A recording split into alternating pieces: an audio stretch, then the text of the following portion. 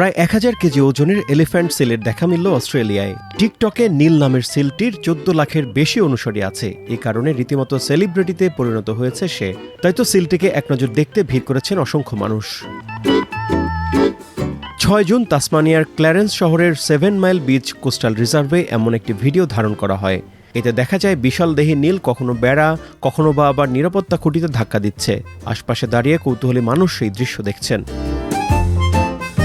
5 বছর বয়সী নীলের দুষ্টমির গল্প নতুন নয়। তীরে এলেই সে কখনো বেড়া, কখনো কোনো ট্রাফিক, আবার বা কখনো রাস্তার বিভিন্ন স্থাপনা ধাক্কা দিয়ে ফেলে দেয়। এসব ভিডিও সামাজিক যোগাযোগ মাধ্যমে ছড়িয়ে পড়ায় তার জনপ্রিয়তাও বেড়েছে।